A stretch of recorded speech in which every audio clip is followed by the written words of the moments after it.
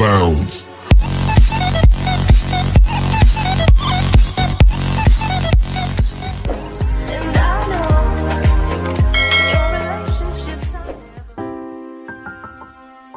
Assalamualaikum warahmatullahi wabarakatuh.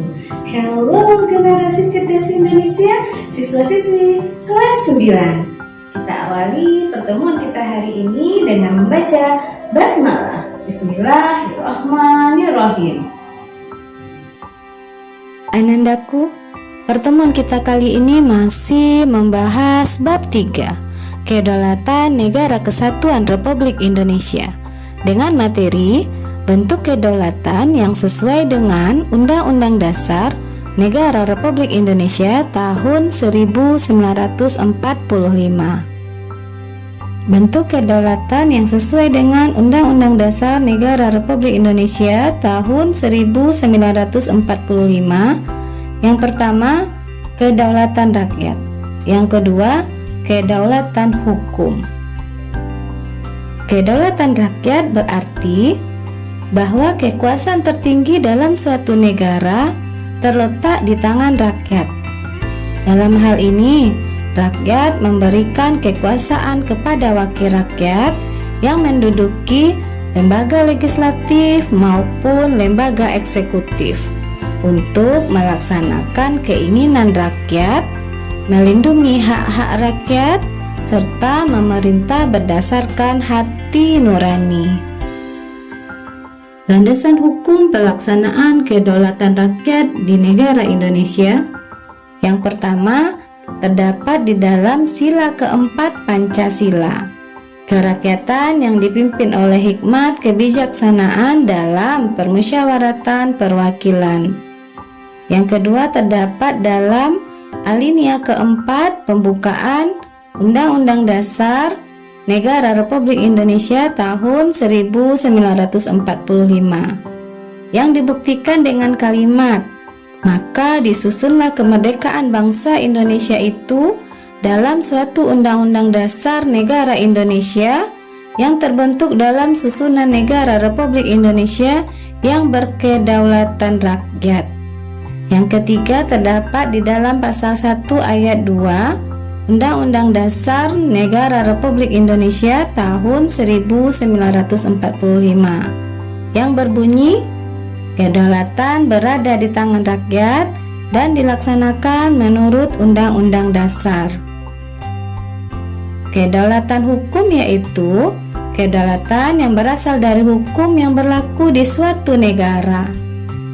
Dalam hal ini, negara harus mematuhi tertib hukum karena hukum terletak di atas negara. Negara hanya sebagai organisasi sosial yang tunduk kepada hukum.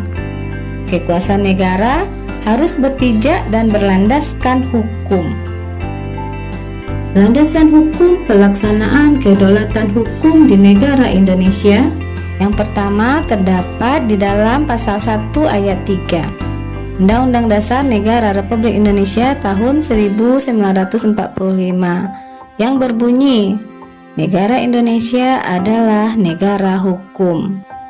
Yang kedua, terdapat di dalam pasal 27 ayat 1 Undang-Undang Dasar Negara Republik Indonesia tahun 1945 yang berbunyi, segala warga negara bersamaan kedudukannya dalam hukum dan pemerintahan, dan wajib menjunjung hukum dan pemerintahan itu dengan tidak ada kecualinya.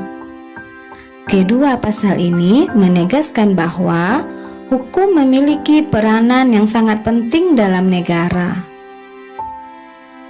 Ciri-ciri negara hukum yaitu adanya pengakuan dan perlindungan terhadap hak azazi manusia. Hal ini dapat kita lihat dalam alinea pertama dan keempat pembukaan Undang-Undang Dasar Negara Republik Indonesia tahun 1945. Pasal 27 ayat 1, Pasal 28, dan Pasal 31 Undang-Undang Dasar Negara Republik Indonesia tahun 1945. peradilan yang bebas dari pengaruh suatu kekuasaan atau kekuatan lain dan tidak memihak. Dalam hal ini dapat kita lihat di dalam pasal 24 ayat 1 Undang-Undang Dasar Negara Republik Indonesia tahun 1945. Adanya legalitas dalam arti hukum dalam segala bentuk. Maksudnya bahwa untuk segala tindakan warga negara, baik rakyat maupun penguasa, haruslah sesuai dengan hukum. Baiklah Ananda, selesai sudah pembelajaran kita pada hari ini. Semoga apa yang sudah kita pelajari dapat bermanfaat dan bisa kita terapkan dalam kehidupan kita sehari-hari. Tetap semangat dan lakukanlah hal-hal yang positif. Dan kita akhiri pembelajaran hari ini dengan mengucapkan hamdalah. Terima kasih.